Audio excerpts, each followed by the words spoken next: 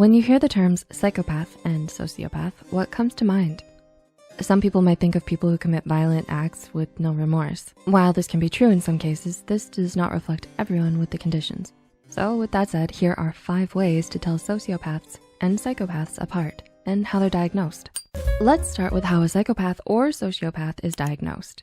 While psychologists agree that sociopaths and psychopaths are different from one another, they are actually given the same diagnosis, as both exist under the term antisocial personality disorder. ASPD is a condition characterized as a lack of empathy and disregard towards laws and rules. It's also important to know that antisocial refers to harmful behaviors towards other people. It's not the same as asocial, which is classified by introversion. Generally, people with ASPD will exhibit disregard for the feelings of others, disregard to the laws and rules, no remorse after hurting others, aggression, and dangerous behaviors. The difference lies in how these symptoms are portrayed. Some psychologists argue that psychopathy is a more severe form of ASPD, while others think that it is something completely different. Sociopaths don't care about others, while psychopaths pretend to. Sociopaths tend to make it clear that they don't care about the needs of others. Because of this, they may have extremely unstable and abusive relationships. Psychopaths, on the other hand, can be much more difficult to spot. They tend to blend in well with the people around them and can fake their emotions to avoid drawing attention. Because of this, psychopaths may appear completely normal, sometimes so much so that they have long-lasting relationships and families unaware of their condition. Sociopaths are impulsive, while psychopaths tend to be methodical. Generally, sociopaths may have a difficult time controlling their emotions and lash out in explosive outbursts in a short period of time. They may carry out violent acts and crimes quickly and in the heat of the moment. Psychopaths, on the other hand, tend to be much more calculated and thoughtful in their approach. They may come up with elaborate plans to commit horrible acts and do so without drawing too much attention. Sociopaths are generally a product of their environment, while psychopaths are born that way. Nature versus nurture is used to describe whether a person's behavior is a product of genetics or how they were raised. Typically, it is believed that sociopaths develop as a result of trauma and neglect throughout childhood.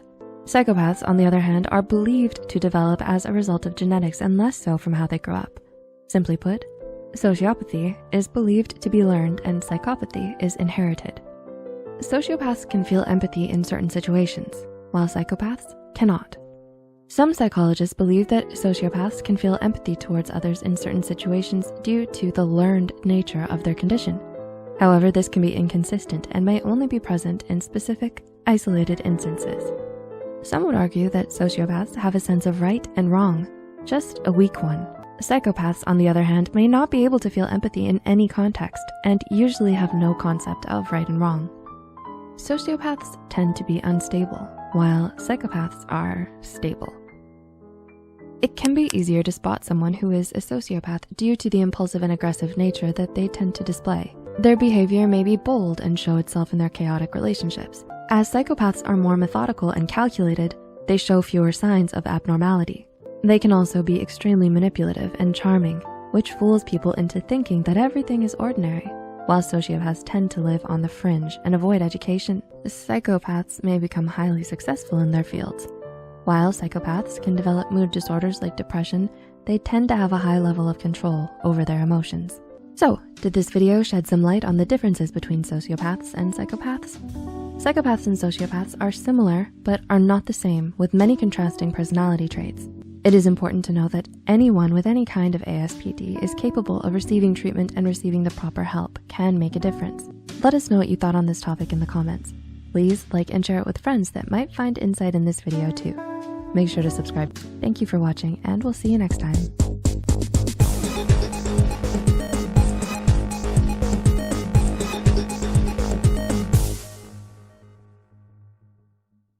Bad lighting, bad acting, bad dialogue, awful music, and lots of sex. Pornography can be a very sensitive subject since there are many different opinions about it. Whether you like it or hate it, we can all agree that watching pornography, like anyone else, has an effect on your brain. But what does watching porn do? And how often do you need to watch for effects to take place? Let's dive into the world of science to explain what pornography does to your brain. Effects of availability. When you think of porn, you might go right to the 70s, with the shag carpets and pizza boy plotlines. But when we think of porn, the word taboo comes to mind. The fact that you watched porn used to be something that was looked down upon and never spoken of. You know, like saying Voldemort's name. Shoot, I said it. Nowadays, it's much less of an elephant in the room. With the rise of the internet, pornography, like most everything else, became much more available. In his 2002 book, Striptease Culture, Brian McNair states about half of all internet activity is sex-related. Fast forward to 2004, MSNBC and Elle magazine did a study regarding pornography where, out of 15,246 participants, 75% of the men and 41% of the women stated they had downloaded pornography via the internet. In the 2008 book, The Porning of America, they explain this phenomenon. Once porn became available on demand, and it didn't risk a computer virus with every third click, more escalated topics were searched and more people watched porn in general. Less problems, more pleasure. When smartphones came out, teenagers jumped on the bandwagon and boosted the numbers once more. It's a mobile computer that can be taken out of adult supervision range. Kind of the perfect storm if you think about it. Effects on the brain. In a study done by researcher and author Barry Gunter, he found that teen males were more interested in more erotic types of pornography and wished they could experience it for real. It was also found that if the participant had a more positive or accepting opinion of pornography, they would be more often aroused when watching. Well, duh. I don't think that we needed a study to tell us that last part. Anyway, Patrick Fagan, PhD, compiled research on the effect of pornography on married individuals with families. Through his research, Fagan found that pornography can change someone's opinion or perception of what sex is. He also noted that males who regularly watched pornography had a higher tolerance for some fun and weird stuff in the bedroom. We see you, Christian Grey. They also may have a higher tolerance for seeing someone as an object rather than a person with value. Effects of addiction. Like anything else, too much of a good thing can have negative effects, so moderation is key. Look, chocolate cake is amazing, but you can't have a slice of decadent, sugary chocolate cake every day. Eventually, that can catch up with our physical health and bodies.